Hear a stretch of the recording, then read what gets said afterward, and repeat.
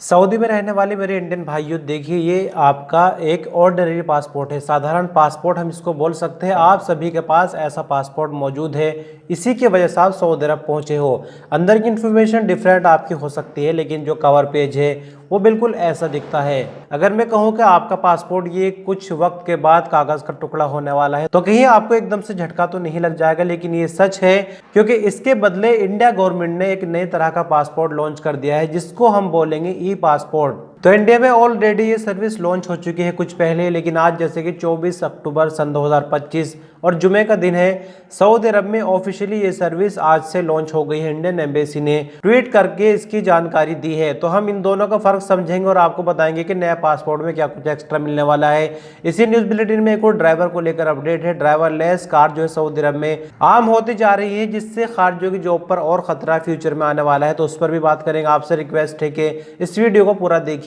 तो चलिए थोड़ा सा आपको डिफरेंस समझाने की कोशिश करते हैं। जैसे कि साधारण पासपोर्ट है, आपके पास भी ऐसा पासपोर्ट है। अब एक तस्वीर आपके सामने देखिए, यहाँ पर एक चिप का निशान बना हुआ है। ये एक एक्स्ट्रा डिटेल है इसमें, बाकी पहले पासपोर्ट की तरह ही ये दिखता है। तो जैसे कि आपने चिप का निशान देख ही लिया है, क्योंकि मेरे हाथ में ई पासपोर्ट नहीं है, तो मैं इस ड्राइविंग लाइसेंस के जरिए से आपको समझाने की कोशिश करूंगा। अगर हम 10-15 साल पीछे चलकर देखें तो एक बहुत बड़ा A4 साइज का पेपर ड्राइविंग लाइसेंस के रूप में मिलता था, लेकिन जैसे जैसे ज़माना अपडेट होता गया तो अब ये छोटा सा ड्राइविंग लाइसेंस हमें इंडिया में मिलता है और इसी में एक चिप लगी होती है। अगर आप ठीक से देख पाओ तो यहाँ पर एक चिप लगी हुई है और जो भी डिटेल इसके ऊपर प्रिंटेड है उससे भी कहीं ज़्यादा जो डिटेल है वो इस चिप के अंदर स्टोर है। तो सेम कुछ यही मैटर हमारे पासपोर्ट के साथ भी होने वाला है। अभी क्या है कि ये पासपोर्ट है, आपका पूरा डेटा पासपोर्ट ऑफिस में जमा है, लेकिन यहाँ पर कुछ चीजें मौजूद है, जैसे कि आपका फोटो हो गया, आपका नाम, डेट ऑफ बर्थ, माता पिता का नाम, एड्रेस वगैरह और आपकी ट्रेवल हिस्ट्री। लेकिन यहाँ आपको जानकर हैरानी होगी कि जो इन्फॉर्मेशन पासपोर्ट पर प्रिंटेड होती है उससे भी कहीं ज्यादा इन्फॉर्मेशन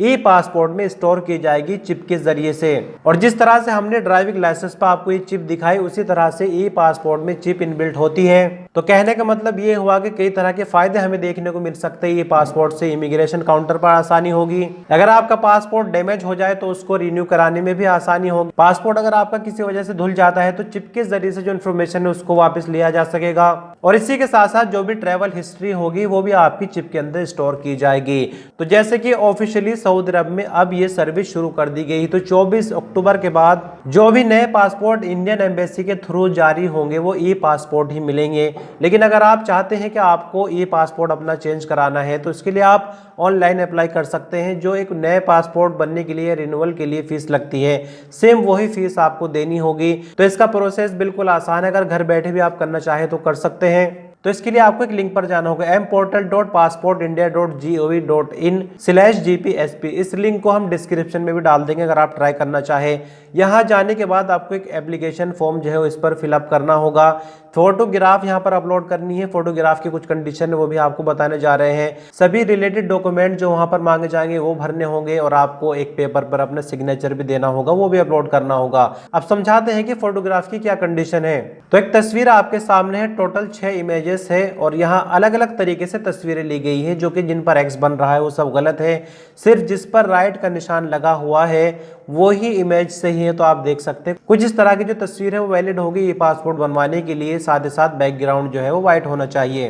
तो हम उम्मीद करते हैं कि आपको साधारण पासपोर्ट और ई पासपोर्ट का जो डिफरेंस है, जो फर्क है वो समझ आ चुका होगा। लेकिन इसके लिए भी कोई डेडलाइन नहीं आई है। आप अभी फिलहाल अपने पुराने पासपोर्ट से ही काम चलाते रहिए अगर आपको नहीं लगता कि इसको चेंज करना चाहिए। और यदि आप इसको अपग्रेड करना चाहते हैं, ई पासपोर्ट बनवाना चाहते हैं, तो चाहे आपके पासपोर्ट में 5 साल का टाइम बाकी हो, 1 साल का हो, 2 साल का हो, आप अप्लाई कर सकते हैं। और जो आपका जो नया पासपोर्ट आएगा ई पासपोर्ट, उसमें अगेन 10 ईयर का टाइम मिलेगा। मतलब वो एक नए तरह से एक नया पासपोर्ट बनेगा, तो 10 साल का टाइम उसमें मिलेगा। और मेरी पर्सनल राय आपके लिए ये होगी कि समय रहते हुए ही अपना पासपोर्ट जो है वो अपडेट करा लो, क्योंकि जवाजात में फिर नकल मालूमात वगैरह भी होनी है तो थोड़ा बहुत टाइम उसमें भी लगता है। और कहीं कोई इमरजेंसी ऐसी बन जाए कि आपको इंडिया जाना पड़े तो फिर कोई मुश्किल का सामना ना करना पड़े।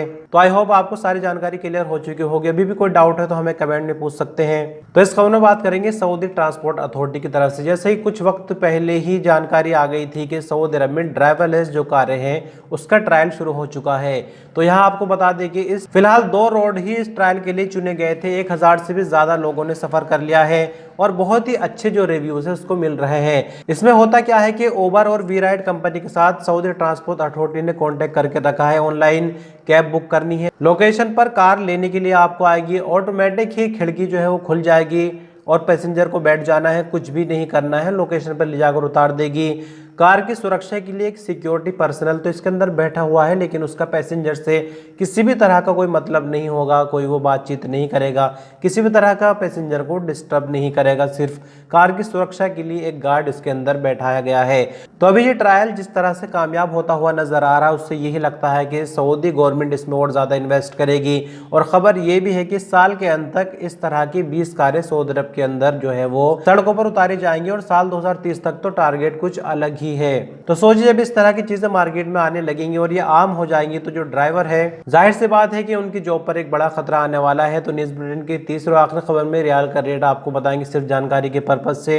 तो फौरी यानी बैंक अल जजीरा जो रियाल का रेट रिकॉर्ड किया गया वो 23 रुपये 22 पैसे, STC पे 23 रुपये 25 पैसे, तहवील राजी 23 रुपये 20 पैसे, वेस्टर्न यूनियन 23 रुपये 12 पैसे, मनीग्राम 23 रुपये 18 पैसे, इंजाज बैंक यानी बैंक अलबिला 23 रुपये 22 पैसे आज का रियाल का रेट रिकॉर्ड किया गया। तो दोस्तों ये कुछ इंपॉर्टेंट खबरें सऊदी अरब को लेकर हमने आपको बताई। कल फिर मिलेंगे कुछ नए अपडेट्स के साथ। आपने अपना कीमती वक्त दिया, इस वीडियो पर अंत तक बने रहे इसके लिए शुक्रिया।